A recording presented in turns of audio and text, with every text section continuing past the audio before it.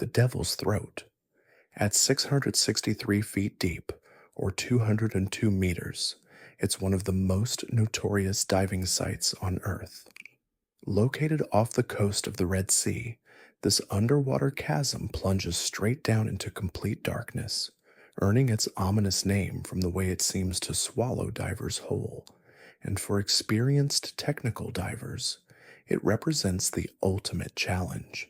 The walls are perfectly vertical, dropping into an abyss so deep that even the most powerful dive lights can't illuminate the bottom.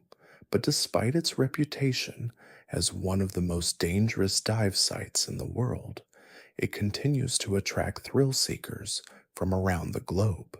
Because when you're floating at the edge of that massive opening, peering down into the void, there's something almost hypnotic about it.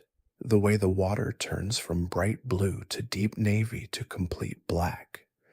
The absolute silence that surrounds you. The feeling that you're standing at the edge of another world entirely. But what makes the Devil's Throat so particularly treacherous isn't just its depth, it's the way the underwater currents behave inside the chasm. Experienced divers know that once you descend past a certain point, the water movements become unpredictable. Downward currents can suddenly grab hold of you and pull you deeper than you ever intended to go. And if that happens, if you find yourself being dragged down into that bottomless pit, the chances of making it back to the surface alive become very, very slim. This is the story of one such dive, and as always, viewer discretion is advised. Marcus Hoffman was the kind of diver who lived for the impossible. At 34 years old, he had already completed over 2,000 technical dives in some of the most challenging underwater environments on the planet. Cave systems in Mexico, shipwrecks in the North Atlantic, deep walls in the Pacific. If it was dangerous and underwater, Marcus had probably been there. He wasn't reckless, though. That's an important distinction. Reckless divers don't survive long enough to accumulate the kind of experience Marcus had. Instead, he was methodical, precise, and obsessively prepared. Every piece of equipment was checked and double-checked. Every dive plan was calculated down to the minute. Every contingency was accounted for. This attention to detail had earned him a reputation in the technical diving community. Other divers sought him out for guidance on complex projects. Dive operators trusted him with their most challenging excursions, and when someone needed an expert opinion on underwater safety protocols, Marcus was often the first person they called. But even the most experienced divers have limits, and the Devil's Throat was about to test every single one of Marcus's. The dive was supposed to be routine, at least by technical diving standards. Marcus had been hired by a marine research foundation to collect water samples from various depths within the chasm. The data would be used to study the unique ecosystem that had developed in the deeper sections of the site. It was the kind of work Marcus had done dozens of times before: descend to the predetermined depths, collect the samples, document any unusual marine life, and return to the surface. Simple, methodical, safe. The dive plan called for a maximum depth of 180 meters, or about 590 feet, deep enough to be challenging, but well within Marcus's capabilities. He would use a trimix breathing gas to avoid nitrogen narcosis at those depths, carry multiple backup gas supplies, and follow strict decompression protocols on the way back up. His surface support team consisted of 3 other experienced technical divers. They would remain at shallower depths, monitoring his progress via underwater communication systems and ready to assist if anything went wrong. The morning of the dive, conditions were perfect. The sea was calm, visibility was excellent, and the weather forecast showed no signs of storms or strong winds. Marcus performed his final equipment checks, reviewed the dive plan one more time with his team, and made his entry into the water. For the first 50 meters, everything went exactly as planned.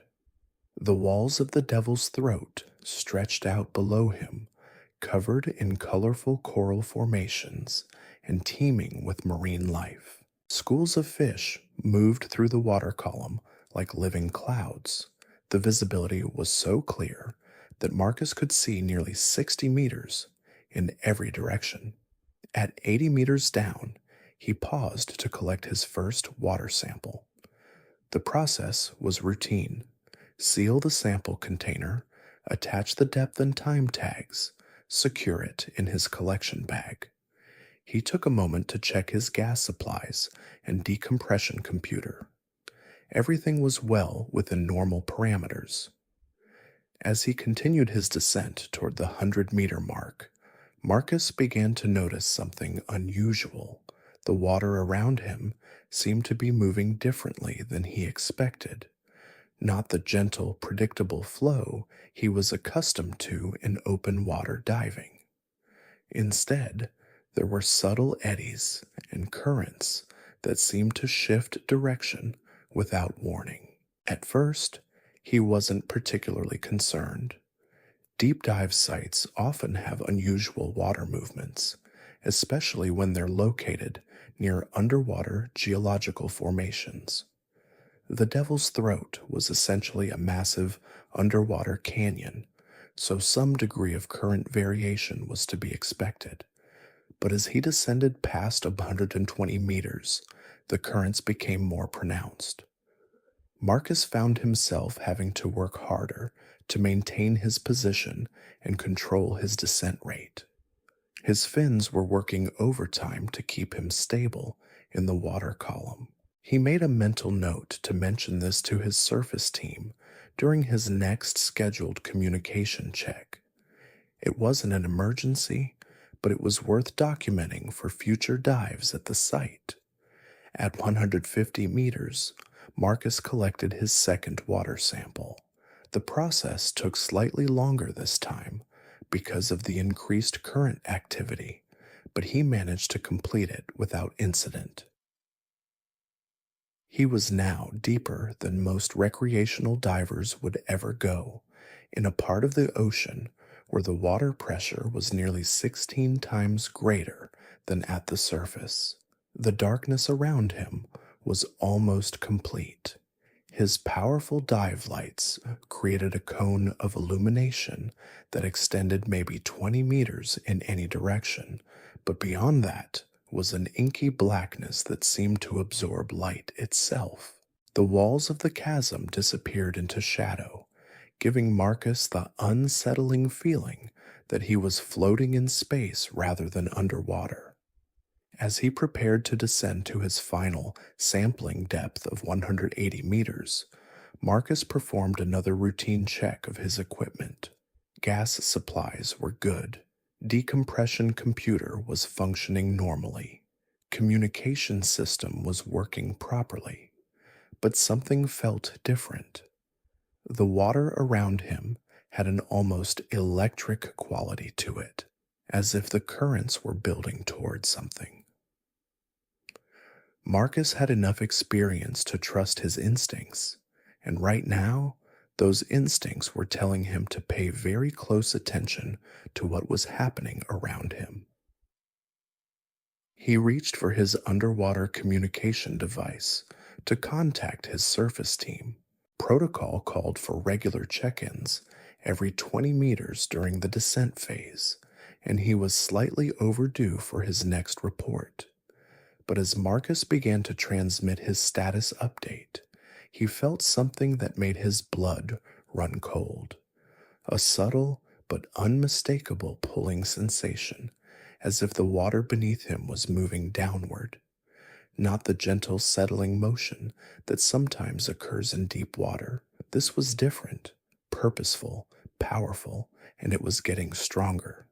Marcus immediately stopped his descent and tried to establish neutral buoyancy. In technical diving, maintaining precise control over your depth and position in the water column is absolutely critical. Even small changes in depth can affect gas consumption, decompression requirements, and overall safety. But as he worked to stabilize his position, Marcus realized that the downward current was stronger than his ability to counteract it. Despite his best efforts, he was still sinking deeper into the chasm. This was the moment when a routine dive began to transform into something much more serious. Marcus was an experienced enough diver to know that fighting a strong current was often counterproductive. The standard procedure in this situation would be to go with the flow while looking for an opportunity to escape to calmer water. But the Devil's Throat wasn't like other dive sites. There was no shallow water nearby to escape to, no reef structure to grab onto for stability, just the endless vertical walls of the chasm and the growing darkness below. As Marcus continued his unwilling descent past 190 meters, well beyond his planned maximum depth, he began to understand that he was facing a situation unlike anything he had encountered in his thousands of previous dives. The downward current was accelerating. What had started as a gentle pulling sensation was now a powerful force that seemed determined to drag him into the deepest parts of the chasm.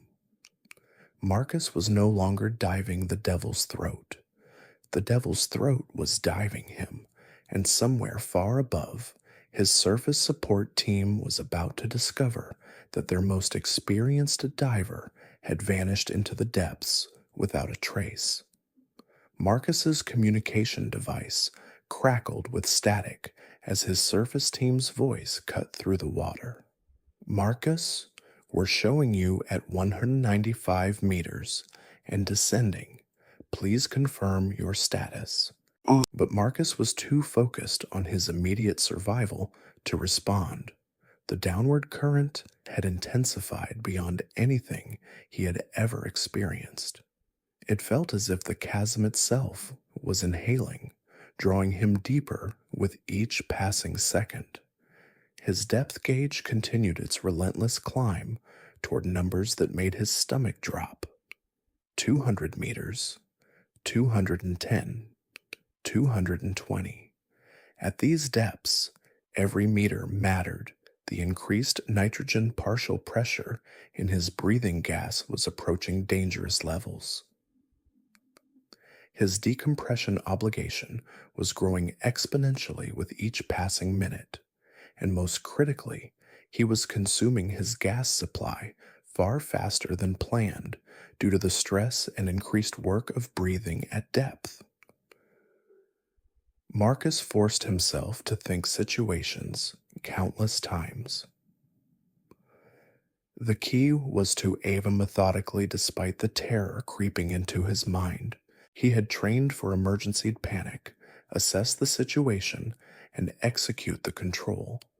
He dumped air from his bayou appropriate response. First priority was establishing some form of depth to a leaner breathing gas mixture to reduce narcoyancy compensator and switchiosis effects. Then he spread his arms and legs wide, trying to create as much drag as possible to slow his descent. His fins, even his mask, rasping at every part of his body, determined. The technique helped marginally, but the current was relentless.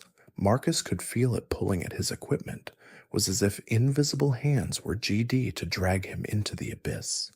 At 200 ifshired him, the smooth, consistent downward flow suddenly became turbulent and chaotic. Marcus found meters, Something shifted in the water around far more dangerous than a simple downward current, the water to come from multiple directions at once. This was Wind himself, spinning slowly, his orientation becoming confused as the current seemed he realized he might be caught in something movements suggested he had entered some kind of underwater vortex system, possibly created by the unique geology of the Devil's Throat itself. His surface team, the Trimix blend, designed to minimize narcosis, gas supplies, and felt his heart sink. They're at 250 meters, and Stildess's voices became more urgent over the communication system. Marcus, you ending. We need you to establish positive buoyancy immediately. Do you copy? Marcus tried to respond, but the words came out garbled and unclear. The increased partial pressure of nitrogen in his breathing gas was beginning. At these extreme depths, even the most advanced gas to affect his cognitive function, despite mixtures, had their limitations. He checked his remaining rapid, unplanned descent had consumed far Marcus deployed his emergency ascent buoy. He had maybe 15 minutes of bottom time remaining before more breathing gas than anticipated. According to his calculations, a large inflatable device designed to provide he would need to begin his ascent. First, he had to stop sinking, regardless of decompression requirements, but additional lift in emergency situations. As the buoy expanded momentary surge of hope, the UPD, and began pulling upward, he felt but not enough to overcome word force, was significant, and for a few seconds it seemed like he might be able to halt his descent. Then the current intensified again, and Marcus watched in horror as his depth gauge continued the powerful downward flow. The emergency buoy was providing lift, downward progression. 260 meters, 270. At 280 meters, Marcus encountered something that made the situation even more disappeared into darkness. He had entered AFEing. The walls of the chasm, which had been visible throughout his descent, suddenly section of the Devil's Throat, that cavern that extended beyond the reach of his dive lights. The Re was significantly wider than the upper portions. A vast underwateralization hit him like a physical blow. He couldn't see or predict, with no reference points to guide his longer in a controlled environment with defined boundaries. He was floating in an underwater void, being pulled deeper by forces here showing you at 290 meters. Your decompression obligation is becoming critical. Navigation. His surface team's communications became increasingly desperate. Marcus, we need to begin your ascent now. But Marcus couldn't ascend. Every technique he tried, every piece of emergency equipment he deployed, seemed inadequate against the relentless pull of the current. His fins kicked frantically against the water, his arms pulled with desperate strokes, but the depth gauge continued its inexorable climb. 300 meters, 310, 320. At these depths, Marcus was entering territory that few humans had ever experienced and survived. The water pressure was crushing, nearly 32 times greater than at the surface. His breathing gas was becoming dangerously narcotic despite its specialized mixture, and his decompression obligation was now so severe that even if he began ascending immediately, he would need hours of careful decompression stops to avoid potentially fatal decompression sickness. But Marcus wasn't thinking about decompression anymore. His world had narrowed to the immediate struggle against the current and the growing realization that his gas supplies were approaching critical levels. At 340 meters, his primary breathing gas alarm began sounding. The electronic beeping cut through the water like an underwater death knell, informing him that he had perhaps 10 minutes of breathing gas remaining at his current consumption rate. Marcus switched to his first backup gas supply, a smaller tank intended for emergency use. The switch bought him time, but not much. At these depths, even emergency gas supplies were consumed rapidly due to the increased density of the breathing mixture. The current showed no signs of weakening. If anything, it seemed to be growing stronger as he descended deeper into the chasm. Marcus began to understand that he might be caught in some kind of underwater phenomenon that wasn't fully understood by the diving community, something that occurred only in the deepest parts of sites like the Devil's Throat. As his depth gauge passed 350 meters, Marcus made a decision that would define his final moments. He stopped fighting the current and began focusing entirely on documenting what was happening to him. If he wasn't going to survive this dive, at least his experience might help other divers understand the dangers lurking in the deepest parts of the Devil's Throat. He activated his dive computer's logging function and began recording detailed notes about the current patterns, water temperature changes, and his equipment's performance at extreme depth. His voice, transmitted through the underwater communication system, became his final gift to the diving community. "Surface team, this is Marcus," he said, his words slightly slurred from nitrogen narcosis, but still comprehensible. "I'm at 360 meters and unable to arrest my descent. The current down here is unlike anything in the literature. It appears to be some kind of circular flow pattern, possibly thermal in nature." His surface team's response was immediate but helpless. "Marcus, you need to focus on emergency ascent procedures. Drop all non-essential equipment and begin your ascent immediately." But Marcus knew better. He had passed the point of no return several minutes ago. His decompression obligation was now so severe that even if he could begin ascending, the required decompression time exceeded his remaining gas supply by a significant margin. Instead of false hope, Marcus chose to face reality with the same methodical precision that had defined his diving career. He continued documenting his observations, creating a record that might someday help other divers avoid his fate.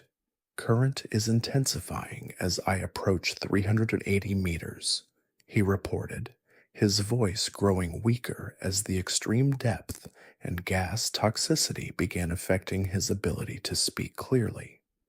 "Water temperature has dropped significantly. Visibility is near zero beyond 20 meters.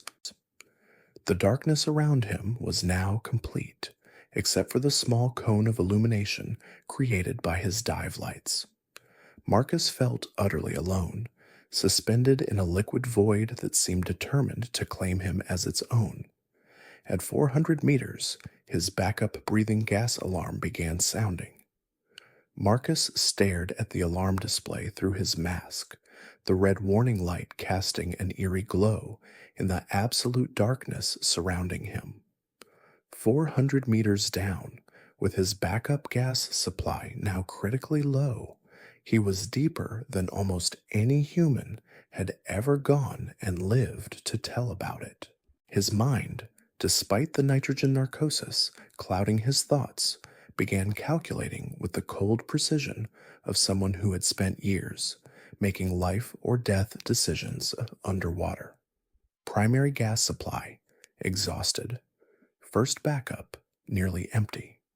Second backup, maybe 5 minutes remaining at his current consumption rate. The mathematics were simple and brutal. Even if the downward current miraculously stopped right now, even if he could somehow begin an immediate ascent, the decompression stops required to avoid fatal decompression. Sickness would take longer than his remaining gas supply would last. Marcus keyed his communication device one more time.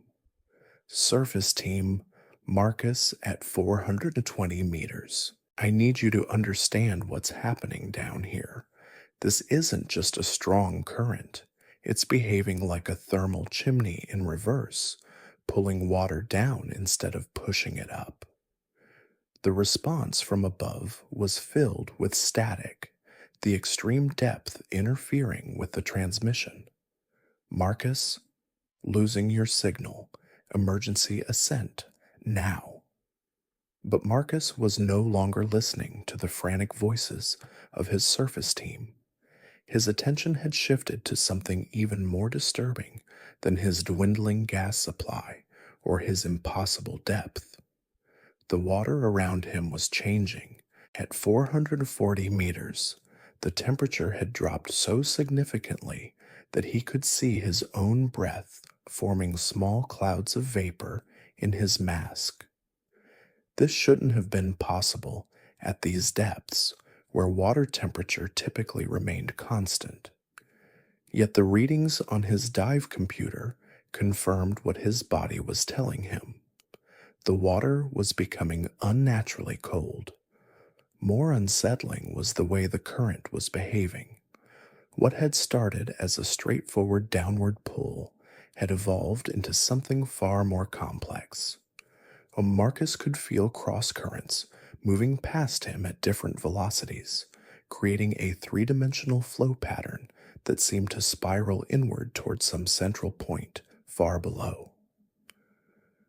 He was no longer simply being pulled down, he was being drawn into something. At 460 meters, Marcus's second backup gas alarm joined the chorus of warnings emanating from his equipment. The electronic sounds echoed strangely in the water, distorted by the extreme pressure and the unusual acoustic properties of whatever environment he had entered. His dive lights, powerful enough to illuminate underwater caves and shipwrecks, now seemed pathetically inadequate. The beams penetrated maybe 15 meters before being swallowed by darkness so complete it felt solid. Marcus had the unsettling sensation that he was falling through liquid space, with no reference points to orient himself except the relentless downward pull of the current. 480 meters, he reported, his voice now noticeably affected by the extreme depth and gas toxicity. The current pattern is becoming more complex.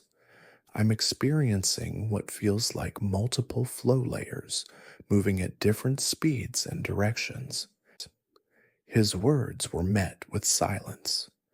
Either his surface team could no longer receive his transmissions, or they had given up trying to communicate with a diver who was now deeper than the crushed depth of most military submarines.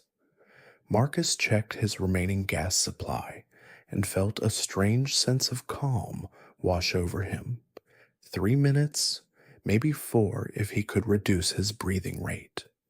After thousands of dives in some of the most dangerous underwater environments on Earth, this was how it would end. Not in a dramatic equipment failure or a sudden catastrophic event, but in a slow, methodical descent into an abyss that refused to release its grip. But even facing his final moments, Marcus remained a scientist at heart. He continued documenting everything he experienced, speaking into his communication device, even though he was no longer certain anyone could hear him. 500 meters, he announced, his voice barely above a whisper. The water composition appears to be changing. There's a metallic taste coming through my regulator that wasn't present at shallower depths. Possible mineral content from geological formations. The current had stabilized somewhat, no longer the chaotic, multi-directional flow he had experienced higher up. Now it felt more like being carried along a river, a steady, inexorable movement toward some destination he couldn't see or comprehend.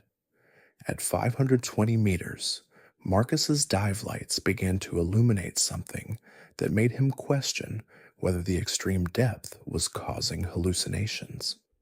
The walls of the chasm, which had disappeared into darkness hundreds of meters above, were becoming visible again. But these weren't the familiar coral encrusted limestone walls he had seen during his descent. These surfaces were smooth, almost polished, and they reflected his lights in ways that suggested a completely different geological composition. Surface team, if you can still hear me, Marcus said, his words slurred but still understandable. I'm seeing rock formations that don't match the upper sections of the site. The geology down here is completely different. This might be a much older formation than anyone realized. His remaining gas supply alarm had shifted from intermittent beeping to a continuous tone, the universal underwater signal that meant his breathing gas would be exhausted within minutes. Marcus switched to his final emergency supply, a small tank that might give him another 2 or 3 minutes of breathing time. As he descended past 540 meters, Marcus began to notice bioluminescent organisms in the water around him. Tiny points of blue-green light drifted past his mask like underwater stars. These deep-sea creatures, adapted to the crushing pressure and eternal darkness, seemed unaffected by the strange current that had trapped him. The sight was beautiful in a way that Marcus found oddly comforting. Even here, in this hostile environment where no human was meant to survive, life had found a way to exist. The organisms pulsed and glowed as they moved through the water, creating patterns of light that reminded him of constellations in a night sky. At 560 meters, something extraordinary happened. The smooth walls of the chasm began to curve inward, forming what appeared to be the upper edge of a massive underwater chamber. Marcus realized he had been pulled into some kind of subterranean cavern system, possibly connected to underground rivers or geothermal features that created the unusual current patterns. His dive computer showed a remaining gas supply of less than 1 minute. Marcus made one final transmission, his voice calm despite the desperate nature of his situation.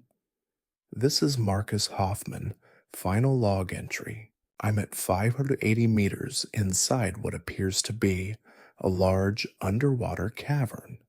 The current has stabilized, and I can see the chamber extends much deeper.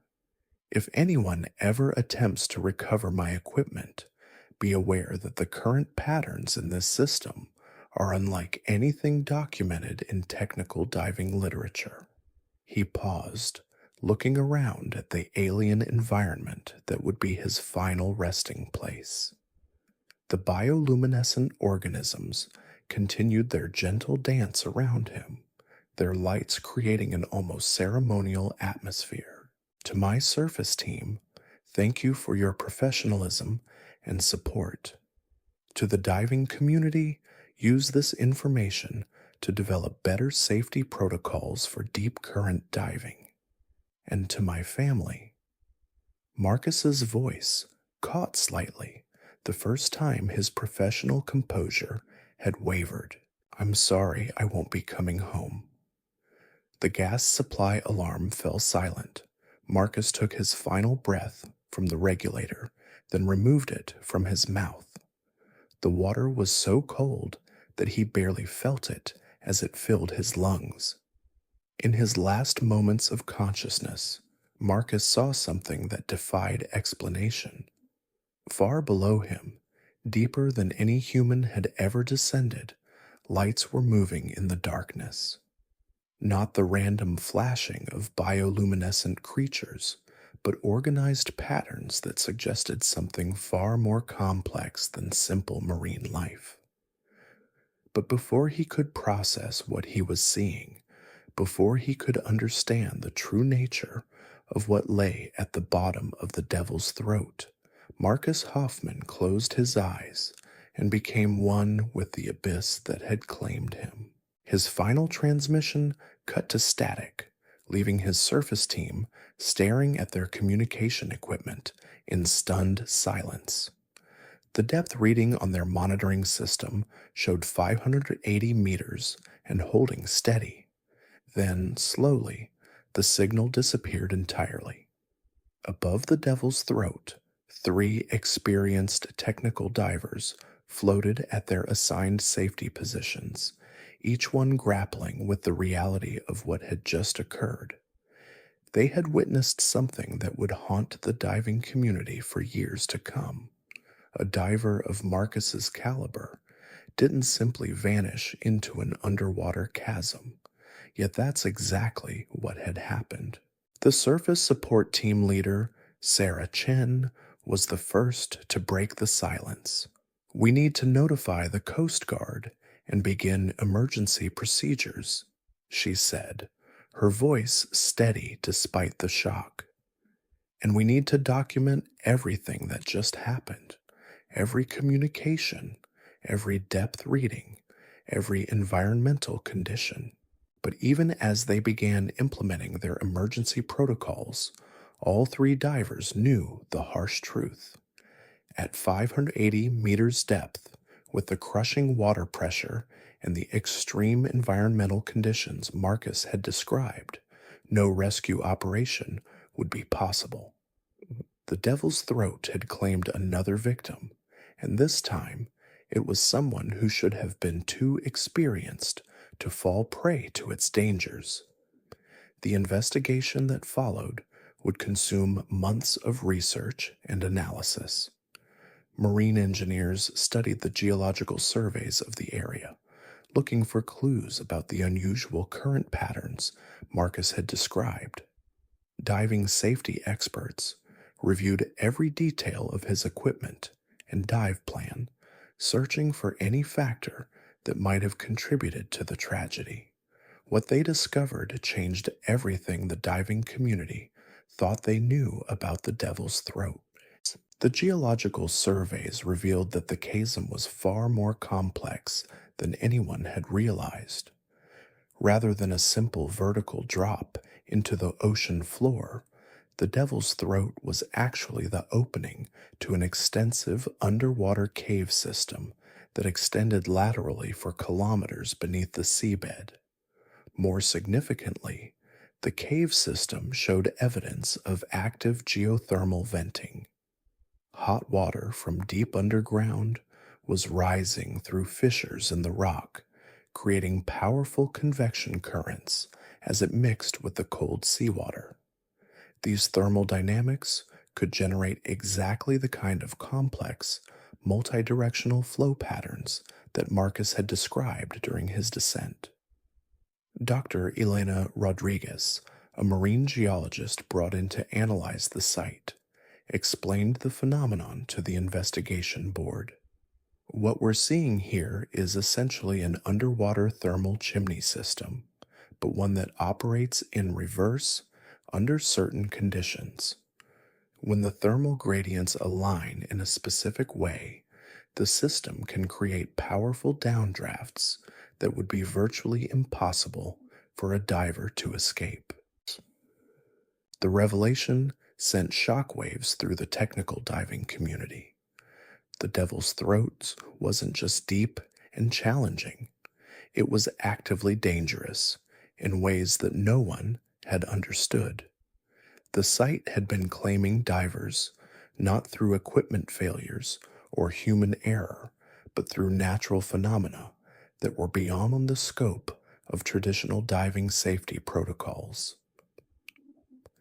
Within weeks of the investigation's findings being published, diving organizations around the world began implementing new safety measures for deep wall diving.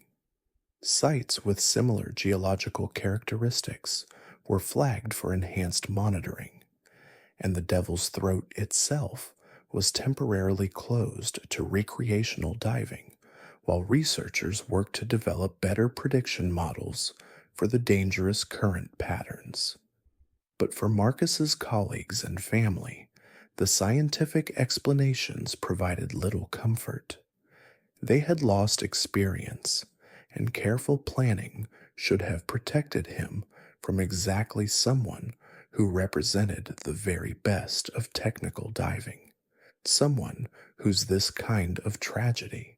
His diving logs, recovered from his equipment sponsors and training organizations, revealed the full scope of his expertise.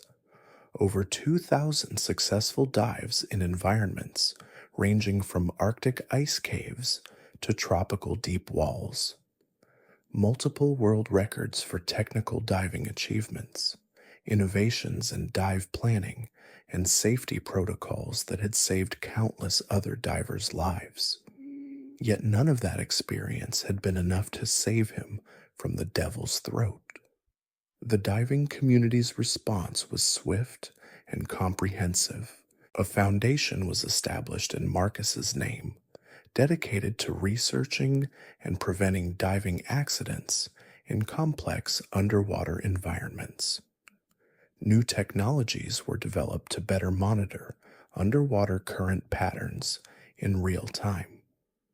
Training programs were updated to include specific modules on thermal current diving and emergency procedures for downdraft situations. Most importantly, a new protocol was established for deep wall diving sites. No diver would attempt depths greater than 150 meters without real-time surface monitoring of current conditions.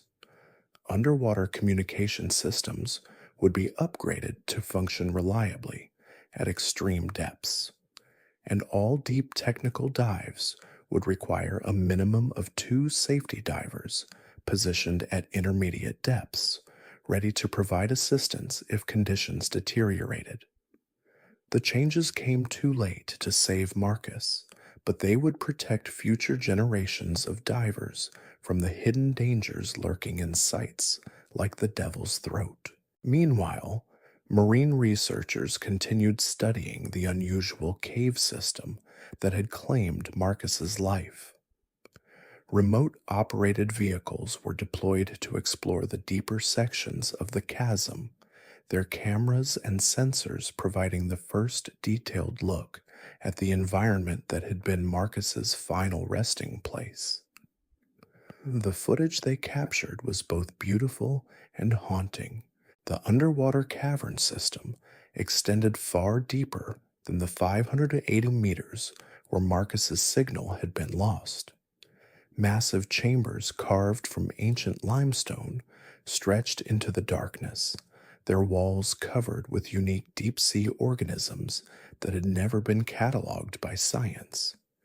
And at the very bottom of the system, nearly 800 meters below the surface, the ROV cameras captured something that left the research team speechless. Thermal vents dotted the cavern floor, creating underwater geysers of superheated water that rose through the cave system like liquid columns of fire. These vents were the source of the deadly current patterns that had trapped Marcus. The thermal dynamics created by the interaction between the hot vent water and the cold seawater above generated powerful convection cells that could shift direction and intensity without warning. A diver caught in one of these thermal rivers would have no chance of escape. Dr. Rodriguez stared at the footage in amazement. "This is completely unprecedented," she said. "We're looking at an active underwater volcanic system that's been operating for thousands of years. The thermal output here is massive, easily capable of generating the kind of current patterns that overcame Marcus. The discovery answered the question of what had happened to Marcus Hoffman, but it also raised new concerns about other diving sites around the world. How many other locations harbored similar hidden dangers? How many divers had been lost to phenomena that no one understood or even suspected existed? The research team expanded their investigation using satellite thermal imaging and underwater surveys to identify other potential sites with similar characteristics. What they found was disturbing. Dozens of popular diving locations showed thermal signatures consistent with underground venting systems. Most of these sites had never experienced the kind of extreme downdraft conditions that had occurred at the Devil's Throat, but the potential was there, waiting for the right combination of thermal conditions and tidal forces to create a deadly trap for unsuspecting divers. The implications extended far beyond recreational diving, commercial diving operations, underwater construction projects, and marine research activities all faced new risks that had previously been unknown. The entire underwater industry would need to adapt to these new realities. But perhaps the most profound impact of Marcus's loss was felt by the individual divers who had known and worked with him. His students, his colleagues, and his fellow enthusiasts all struggled to come to terms with the fact that even the most experienced and prepared diver could fall victim to forces beyond human control. Sarah Chen, who had been part of Marcus's surface support team during his final dive, found herself questioning everything she thought she knew about diving safety. Marcus did everything right, she said, during a memorial service held at the dive shop, where he had taught classes for over a decade. His equipment was perfect, his planning was flawless, his experience was unmatched. But sometimes that's not enough. The memorial service drew divers from around the world, all of them united in their grief and their determination to honor Marcus's legacy by improving diving safety for future generations. Stories were shared about his innovations, his teaching, and his unwavering commitment to helping other divers pursue their passion safely. One of his former students, now an instructor herself, spoke about the way Marcus had taught her to respect the ocean's power.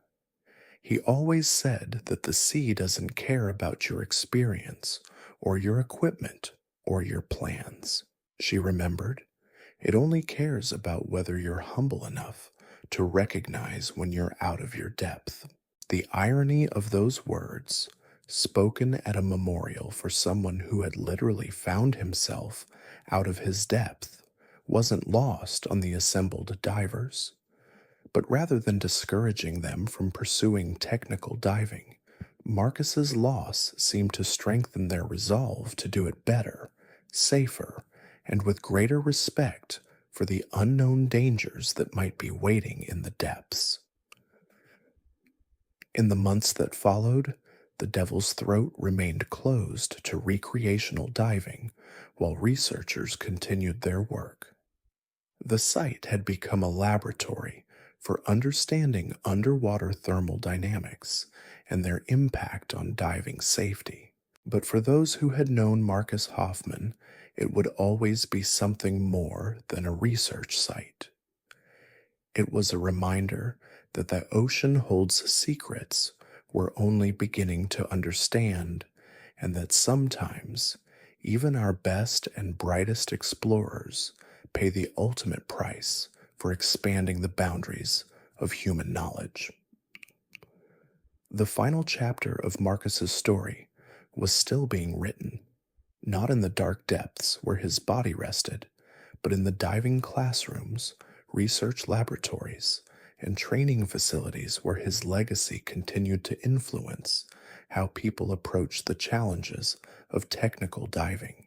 His name would appear on safety protocols, research papers, and memorial plaques.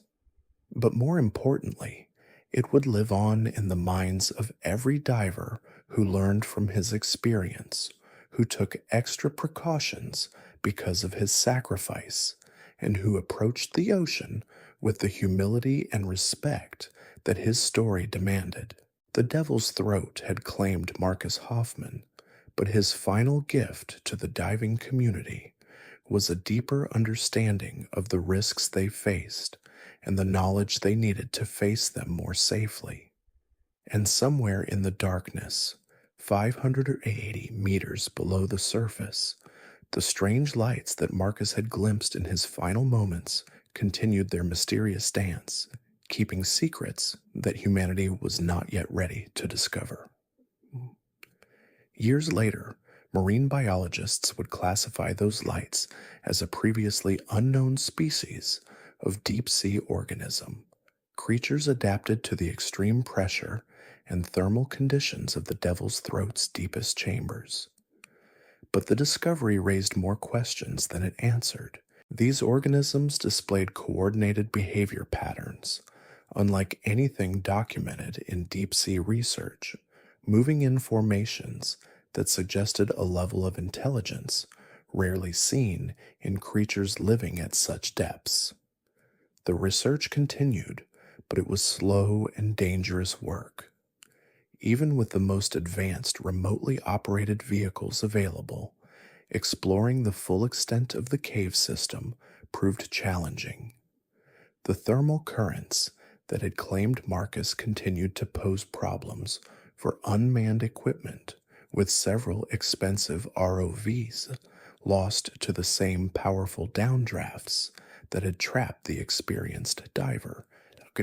Rodriguez's team made steady progress mapping the cavern system, revealing a network of interconnected chambers that extended far beyond what anyone had initially suspected. The thermal vents at the bottom weren't just isolated features, but part of a much larger geothermal field that stretched beneath the ocean floor for kilometers in every direction. The implications for marine geology were staggering. This wasn't just an unusual diving site. It was evidence of active volcanic processes occurring in an area where no such activity had been predicted by existing geological models. The discovery forced scientists to reconsider their understanding of underwater volcanic systems and their potential impact on ocean currents and marine ecosystems. But the research also revealed something else that deeply unsettled the scientific community. Analysis of water samples collected from the deepest accessible areas of the cave system showed chemical compositions that didn't match anything found in normal seawater or known geothermal venting. The mineral content suggested contact with rock formations much older than the surrounding limestone, possibly ancient crustal materials that had been buried for millions of years. These findings attracted attention from researchers far beyond the marine biology community. Geologists, volcanologists, and even astrobiologists began studying the Devil's Throat, drawn by the possibility that the site might provide insights into how life could survive in extreme environments similar to those found on other planets. The increased scientific interest led to the establishment of a permanent research station on the surface above the chasm. Ships equipped with the latest deep-sea exploration technology maintained a constant presence at the site, their sensors monitoring the thermal activity and current patterns that made the Devil's Throat so dangerous. The monitoring systems revealed that the deadly downdraft conditions Marcus had encountered weren't random events. They followed predictable patterns based on tidal cycles, water temperature variations, and the thermal output of the deep vents. On certain days, when conditions aligned in specific ways, the current patterns became significantly more dangerous than normal. This discovery led to the development of a warning system for diving operations worldwide. Sites identified as having similar thermal characteristics were equipped with monitoring equipment that could predict when dangerous current conditions were likely to develop. The system wouldn't prevent all accidents, but it would give divers the information they needed to make informed decisions about when it was safe to attempt deep dives. The technology came too late for Marcus, but it represented exactly the kind of practical application of scientific knowledge that he would have supported. His colleagues often said that Marcus had always been more interested in using diving to advance human understanding of the ocean than in simply pursuing personal achievements or records. Meanwhile, the diving community continued to grapple with the broader implications of what had happened at the Devil's Throat. Marcus's loss had shattered the assumption that experience and preparation were sufficient protection against all underwater dangers. If someone with his level of expertise could fall victim to unknown environmental hazards, what did that mean for the thousands of other technical divers who regularly pushed the boundaries of what was considered safe? The answer, according to most diving safety experts, was that the community needed to become more humble about what they didn't know. The ocean was vast and complex, full of phenomena that hadn't been studied or even discovered yet. Divers needed to approach every site with the understanding that they might encounter conditions or hazards that weren't documented in any guidebook or training manual. This shift in mindset led to changes in diving education programs worldwide. New courses were developed that focused specifically on risk assessment and emergency decision making in unknown environments. Students learned not just how to handle equipment failures or navigation problems, but how to recognize when they were facing situations that exceeded their understanding or capability. The changes weren't universally popular within the diving community. Some experienced divers argued that too much emphasis on unknown risks would discourage people from pursuing technical diving and limit the exploration that had always been central to the sport's appeal. They worried that excessive caution would prevent the kind of groundbreaking dives that had advanced human knowledge of the underwater world. But supporters of the new approach, many of them people who had worked closely with Marcus, argued that true exploration required careful assessment of risks and benefits. Reckless diving that resulted in fatalities didn't advance human knowledge. It set it back by creating negative publicity and restrictive regulations that limited access to important research sites. The debate reflected a fundamental tension within the technical diving community between the desire to push boundaries and the need to manage risks responsibly. Marcus himself had embodied this balance throughout his career, taking on challenging dives while maintaining rigorous safety standards that had kept him alive through thousands of potentially dangerous situations. His final dive represented a failure of that balance, not through any mistake or oversight on his part, but because the risks he faced were beyond what anyone in the diving community understood or could have predicted. The thermal current system that trapped him was a natural phenomenon that hadn't been documented in scientific literature, making it impossible for him to assess the true danger he was facing. If you made it this far, thanks so much for watching. Marcus Hoffman's story serves as a haunting reminder that even the most experienced and prepared among us can face forces beyond human control or understanding. His final transmission from 580 meters below the surface didn't just document his last moments, it revolutionized how the diving community approaches deep water exploration and led to safety protocols that continue protecting divers worldwide today.